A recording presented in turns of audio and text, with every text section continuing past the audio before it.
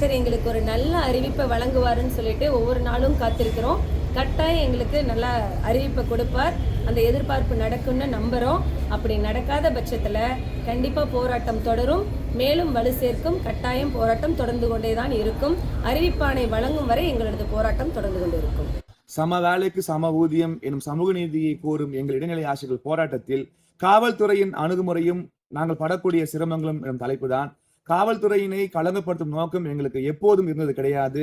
மாண்புமிகு அரசாங்கத்தினுடைய கவனத்தை ஈர்ப்பதற்காக நாங்கள் சாலையிலே எங்கள் கோரிக்கை முழக்கங்களை சொல்லும் பொழுது மிக வேகமாக வாகனத்தில் ஏற சொல்லும் போது இருவருக்குமான ஒரு கருத்து முரண்பாடு தான் அந்த இடத்திலே ஒரு சிறிய தள்ளுமுள்ளாக மாறுகிறது தவிர, இதனை வைத்து ஒரு எமோஷனல் சீனை கிரியேட் செய்து நாங்கள் காவல்துறைக்கு எதிராக பரப்பும் நோக்கமோ அல்லது மாண்புமிகு அரசாங்கத்தினுடைய பெயருக்கு அவப்பெயர் ஏற்படுத்தும் நோக்கமோ எங்களுக்கு துளி அளவும் கிடையாது.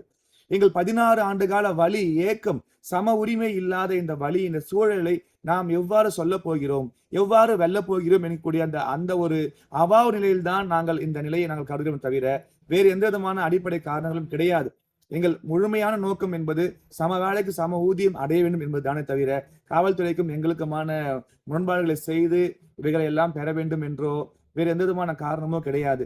தயவு செய்து காவல்துறையிற்கு நாங்கள் மன்னிப்பு கூட கோட்டுக்கொள்கிறோம். பொதுமக்களுக்கும் நாங்கள் மன்னிப்பு கோருகிறோம். எப்போதுமே நாங்கள் சமூக ஊடகங்கள் வழியாக இந்த மாதிரியான ஒரு அசாதாரண சூழலுக்கு நாங்கள் வருந்துகிறோம், மன்னிப்பு கேட்கிறோம் என்று நாங்கள் எங்கள் நிலையை சொல்லித்தான் நாங்கள் இந்த போராட்டத்தை நாங்கள் முன்னெடுத்தோம்.